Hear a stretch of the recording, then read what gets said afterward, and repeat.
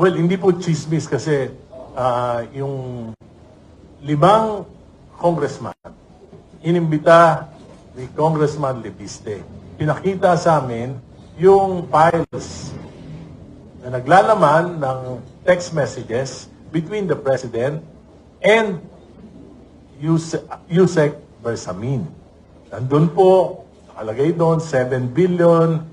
Nag-report siya kay Presidente na tanggap na lahat ng 7 billion at March 24 po yun, 2025. At susunod niya yung kwenta kung saan-saan napunta yon.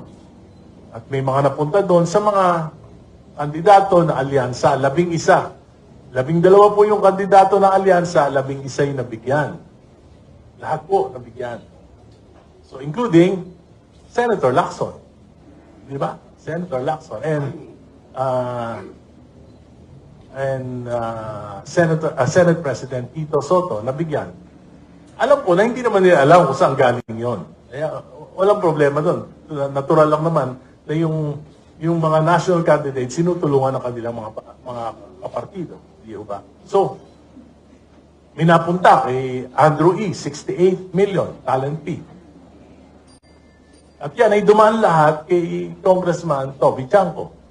Ang ginawa ko, pinunta ko si Kong Toby. Dahil kaibigan ko naman yan. Tinanong ko siya, totoo ba yan? Sabi niya, totoo.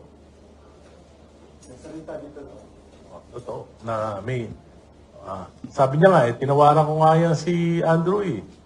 Nagpatawad ewan ko bakit 68 billion pa rin yun nakalagay na nagbibiro sa akin si Kong Toby.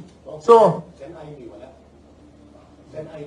hindi ko alam, pero kasi na parang out na siya noon sa umalis na siya noon sa.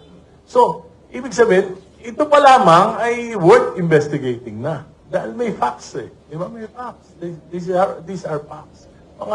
Pangatlo, yung pinakita sa akin ng mga text messages, merong ibang issue, not just the campaign, pero may mga national issues na patrabaho si Presidente kay Yusek Bersamin. So, kung hindi totoo to, di patawag. Kung totoo o hindi ito, malalaman natin kung papatawag ng Senado si Yusek Bersamin, si E.S. Bersamin. Di ba? Papatawag lang. Para magkaalaman. By the way, ni-reveal yan ni Congressman Tino February 9. Ano no, date na ngayon? 16. Narinig nyo ba na nag-deny si Yusek Bersamin? Narinig nyo ba na nag-deny si E.S. Bersamin? Hindi sila nagde-deny. Si Leandro Lebiste ba nag-deny na inausap niya kaming 5 congressman? In 4 occasions, nagharap-harap kami. At pinakita niya together with 4 other congressmen. So, it's worth investigating. But it seems that Senator Lacson is committed or had committed not to investigate the Bersamins. Sin of omission. Congressman, kung gano'n, cover up talaga. Cover up. Complete cover up. Yes, and a cover-up will require a series of cover-ups. Kaya hindi po matatapos ito. At kung hindi na natapos dito, sino tatamaan? Yung ekonomiya.